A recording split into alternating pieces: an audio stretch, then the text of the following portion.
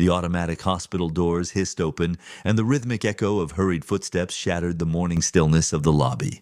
Dr. Amara Vance, a 40-year-old cardiac surgeon of profound reputation, entered with a focused gaze, her mind already calculating the complexities of the upcoming procedure. The clock above the admissions desk read 6:27 a.m. She was exactly on time for a high-stakes surgery that left no room for delay. Suddenly, a voice like a whip crack echoed behind her. "Wait right there!" The heavy thud of tactical boots followed. Officer Hector Vance, no relation, though he shared a surname he barely honored, stepped into her path. He wore his uniform like a weapon, his expression twisted into a smirk of practiced superiority. "Well, look at this," he said loudly, ensuring the patients in the waiting area could hear every word. "Running late to scrub the floors? Or did you just find a white coat and think it made you important?"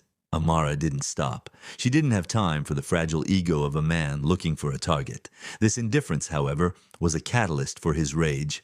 Hector lunged forward, blocking her path entirely. "Are you deaf or just arrogant?" he spat. "I told you to stop." "Officer, I have a medical emergency," Amara replied, her voice a calm contrast to his volatility. "Please step aside." "A life is literally on the line." Hector let out a bark of mocking laughter. "An emergency? I bet.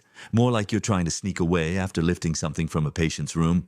That's more your speed, isn't it? People like you don't save lives. You just wait for the chance to take what isn't yours." The lobby fell into an uncomfortable silence. A nurse paused, mid-stride, her eyes wide. Amara attempted to move around him, but Hector stepped into her personal space, his hand hovering near his belt. "Get against the wall," he commanded. "Now, let's see what's in the bag."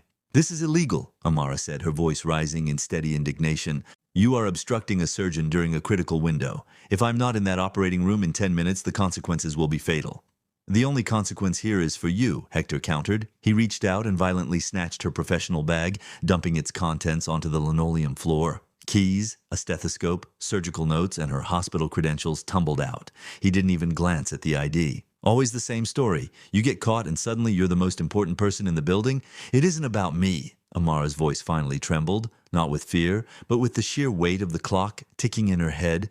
"It is about the person on that table." "Keep quiet," Hector snarled. He pulled his handcuffs from his belt, the metal clinking with an ominous finality. The admissions clerk, a woman named Elena, finally found her voice. "Officer, stop. She is Dr. Vance. She's the lead surgeon. You are interfering with hospital business." Hector turned his head slowly, his eyes cold. "Stay out of this, lady. Do your job and let me do mine. I know a liar when I see one. You really think someone like her belongs in an OR? She's lucky she's allowed in the front door." "You're making a terrible mistake," Elena whispered. But Hector was beyond listening. He grabbed Amara's arm, twisting it behind her back with unnecessary force. "You're under arrest," he declared. "Theft, resisting, and let's throw in a little disorder. You can tell your medical stories to the four walls of a cell." The handcuffs snapped shut, ratcheting tight enough to leave deep, angry welts on Amara's wrists. Hector began to drag her toward the exit, his face glowing with a dark sense of triumph. "Let's go. Maybe they'll let you clean the precinct floors if you ask nicely." He hadn't made it 5 steps when a roar erupted from the far end of the hallway. "Where is she? Why isn't the surgery started?" A man in a sharp, dark suit, his face etched with a mixture of terror and fury, came charging toward them. This was Commissioner Silas Sterling, the head of the entire regional police force. His eyes scanned the room, landing instantly on the scene. His subordinate, Officer Hector, dragging a handcuffed woman in a medical tunic toward the door. The commissioner stopped dead. "What is the meaning of this?" Hector, sensing his superior's presence but misreading the situation entirely, stood taller. "Sir, just catching a perpetrator. This woman was impersonating staff and likely engaging in theft. I've got it under control." "Under control?" Sterling's voice was a low, dangerous rumble. He stepped forward until he was inches from Hector's face.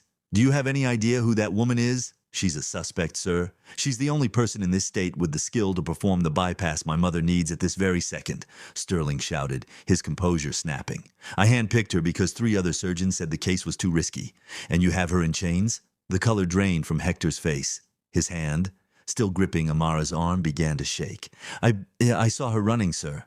"She didn't have her ID out. She looked, I assumed—" "You assumed?" Sterling whispered, the silence around them now suffocating. "You ignored her words.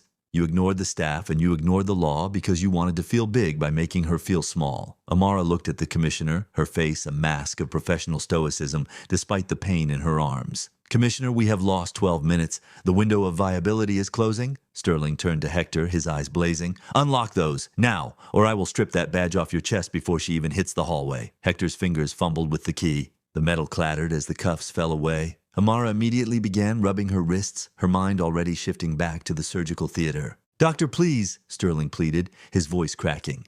Save her. Amara didn't waste a second on a comeback or a lecture. She looked at the commissioner and nodded. I will do my job. You make sure he never does his again. She turned and ran toward the elevators, the double doors of the surgical wing swinging open to receive her. The lobby remained frozen. Commissioner Sterling turned back to Hector, who was standing like a ghost, his hands empty, and his career effectively over. You stay right here, Sterling commanded. Do not move. Do not speak. If my mother dies because of the minutes you stole, negligence will be the kindest word in your indictment.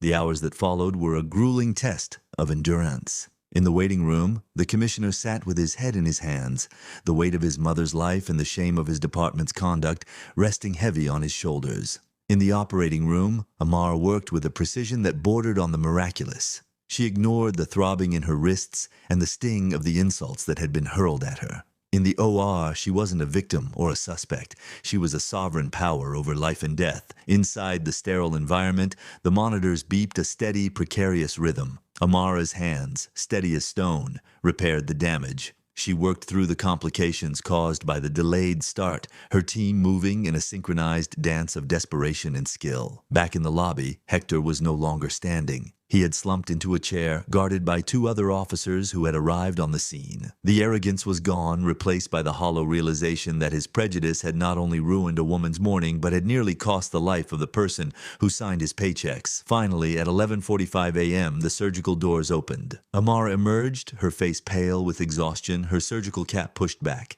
Sterling stood up instantly, his breath held. She is stable, Amara said, her voice raspy. The delay made it difficult. There was more heart wall stress than we anticipated, but she is in recovery. She's a fighter. Sterling let out a sob he had been holding for 5 hours. He stepped forward, trying to find words, but Amara simply held up a hand. Don't thank me yet, she said. Just ensure the halls of this hospital and the streets of this city are safer than they were this morning. Sterling straightened his jacket, his eyes hardening as he looked toward the lobby where Hector was being held. They will be. I promise you that. The ending was swift and uncompromising.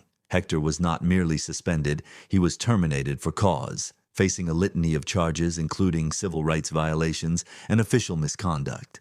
His badge was not returned to a drawer, it was taken as evidence of a system that had, for one morning, failed the very people it was meant to protect. Amara Vance sat in the doctor's lounge, a cup of coffee in her hands, watching the sun climb higher into the sky.